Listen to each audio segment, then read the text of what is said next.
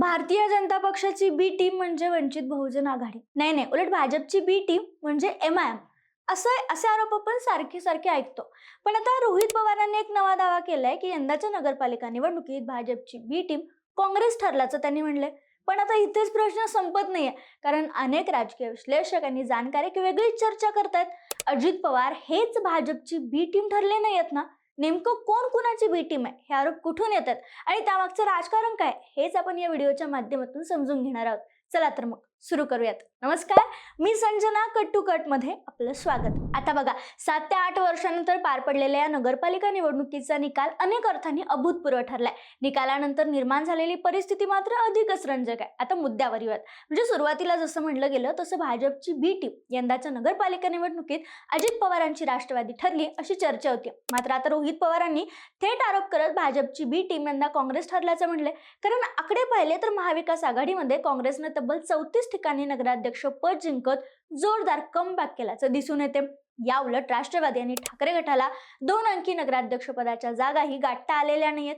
यामुळेच आता येणाऱ्या महापालिका निवडणुकांच्या पार्श्वभूमीवर शिवसेना आणि राष्ट्रवादी शरदचंद्र पवार गट एकत्र निवडणूक लढवतील, तर काँग्रेस स्वतंत्रपणे मैदानात उतरेल अशी शक्यता वर्तवली जाते. एकूणच पाहिलं तर महापालिका निवडणूक यावेळी खऱ्या अर्थानं महायुद्ध ठरणार असल्याचं चित्र आहे.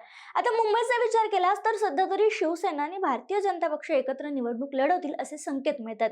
मुंबई महापालिकेची निवडणूक अजित पवार गट एकट्याने लढू शकतो अशी ही चर्चा आहे. तर पुण्यात बोलायचं झालं तर इथे अजित पवार गट आणि शरद पवार गट एकत्र निवडणूक लढवतील अशी शक्यता सध्या नाकारता येत नाही.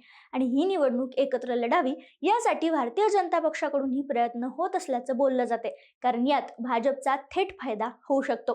आता या सगळ्या घडामोडींकडे पाहिलं तर निवडणुकीपूर्वी आपण एक आरोप वारंवार ऐकत आलोय की एमआयएम किंवा वंचित बहुजन आघाडी या भाजपच्या बी टीम आहेत. यामागचं कारण असं सांगितलं जातं की काँग्रेस आणि राष्ट्रवादीची पारंपरिक दलित मुस्लिम मत बँक एमआयएम आणि वंचित कडे वळते जेव्हा निवडणुका येतात. त्यामुळेच अनेक निवडणुकांमध्ये राष्ट्रवादी काँग्रेस आणि काँग्रेसला पराभव स्वीकारावा लागलाय. याच पार्श्वभूमीवर खरंच कोण कोणाची बी टीम आहे आणि यंदाच्या महापालिका निवडणुकीत किंवा नगरपालिका निवडणुकीत हे समीकरण कसं बदललं हे जाणून घेणं महत्वाचं आहे. आणि हे सगळं समजून घेण्यासाठी आपल्याला थोडंसं मागं जावं लागेल. 2014ची निवडणूक प्रत्येक पक्षानं स्वतंत्र लढवली होती. राष्ट्रवादी काँग्रेस आणि काँग्रेसने देखील स्वतंत्र लढवली होती, ज्याचा फायदा भाजपला झाला होता. आणि भाजपच्या मोठ्या प्रमाणात खरं तर मोदी लाट तर होतीच, मात्र मोठ्या प्रमाणात इथं उमेदवार निवडून आले होते.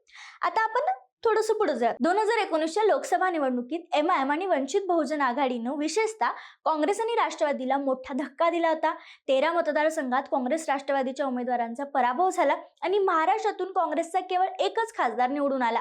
दलित मुस्लिम मतबँक विभागला गेल्यामुळे भाजपला अप्रत्यक्ष फायदा झाल्याचं बोललं गेलं. यानंतर हरियाणा असू दे, बिहार असो वा महाराष्ट्र, एमआयएम आणि वंचित हे भाजपची बी टीम असल्याचा आरोप अधिक तीव्र होत गेला. 2019च्या विधानसभा निवडणुकीत मात्र थोडंसं चित्र बदललं. भाजप शिवसेना युतीला 161 जागा मिळाल्या, भाजप 105, शिवसेना 56, तर काँग्रेस राष्ट्रवादी आघाडीला 98 जागांवर समाधान मानावं लागलं. एमआयएमचे 2 आमदार निवडून आले, पण वंचितला खातंही उघडता आलं नाही, कारण वंचित आणि एमआयएम यावेळी स्वतंत्र लढली होती. जाणकारांच्या मते जर वंचित एमआयएम मुळे काँग्रेस राष्ट्रवादीला विधानसभा निवडणुकीत गमवाव्या लागलेल्या 23 जागा आघाडीला मिळाल्या असत्या, तर त्यांची संख्या 121 वर पोहोचली असती. तर ही वंचित आणि एमआयएम वर भाजपची बी टीम असल्याचा आरोप कायम राहिला. आता 2024च्या लोकसभा आणि विधानसभा निवडणुकीत मात्र वंचित किंवा एमआयएमचा प्रभाव फारसा दिसला नाही. लोकसभेत वंचितमुळे 4 जागांवर आघाडीला फटका बसल्याचं सांगितलं गेलं, पण विधानसभा निवडणुकीत हा प्रभाव केवळ वंचितकडे पाहिला तर 3 मतदारसंघांपुरताच मर्यादित राहिला. मात्र अलीकडच्या नगरपालिका निवडणुकात वंचितनं अमरावती, नांदेड, अकोला, कणकवली, अहिल्यानगर सारख्या ठिकाणी चांगलं यश मिळवत कमबॅक केल्याचं चित्र आहे. इथंच खरा प्रश्न उभा राहतो. नगरपालिका निवडणुकात वंचित बी टीम ठरली नाही, मग भाजपची बी टीम कोण ठरली आहे, तर ते म्हणजे महायुतीतीलच अजित पवार गट. कसं हे जाणून घेऊयात, समीकरण समजून घेऊयात. यंदाच्या नगरपालिका निवडणुकीत अनेक ठिकाणी अनाकलनीय आणि अभद्र युती झाल्याचं पाहायला मिळालं. काही ठिकाणी तर नेमकं कोण कुणासोबत आहे याबाबत मतदारांनाही संभ्रम होता. काँग्रेस आणि भाजप सारख्या परस्पर विरोधी पक्षांमध्येही काही ठिकाणी युती झाल्याचं चित्र दिसलं. मात्र सर्वात महत्वाचं म्हणजे अनेक नगरपालिकांमध्ये अजित पवार गट आणि शरद पवार गट एकत्र एकत्र लढले आणि याचा सर्वाधिक फटका शरद पवार गटाला बसला, कारण संपूर्ण राज्यात केवळ 8 ठिकाणी शरद पवार गटाचे नगराध्यक्ष निवडून आलेत आणि या उलट राष्ट्रवादी अजित पवार गटाचे तब्बल 40 नगराध्यक्ष निवडून आलेत। यावेळी घडलेलं चित्र असं की हिंदू किंवा ओबीसी वोट बँक ही जी मतं आहेत ती मोठ्या प्रमाणात भाजपकडे जाणार हे आधीच निश्चित होतं आणि त्यानुसार भाजपनं जिंकण्याची क्षमता असलेले उमेदवार दिले। दुसरीकडे अजित पवार गट आणि शरद पवार गट एकत्र निवडणूक लढल्यामुळे दलित मुस्लिम मतबँक मोठ्या प्रमाणात काँग्रेसकडे वळाली। काँग्रेसनं स्वतंत्र निवडणूक लढल्यामुळे तिला फायदा थेट झाला। म्हणजे जसं 2014 मध्ये काँग्रेस आणि राष्ट्रवादी स्वतंत्र लढल्यामुळे भाजपला फायदा झाला होता, तसंच यावेळी चित्र उलटं घडलं आणि फायदा काँग्रेस सोबतच अजित पवार गटालाही झाला। अप्रत्यक्षरित्या ही जी मतं आहेत ती महायुतीकडे जाणार हे निश्चित मानलं जात असल्यामुळे ज्या ठिकाणी भाजपकडे आता नगराध्यक्ष पद गेले त्या ठिकाणी अजित पवार गट उपनगराध्यक्ष पदासाठी ठाम दावा करू शकतात।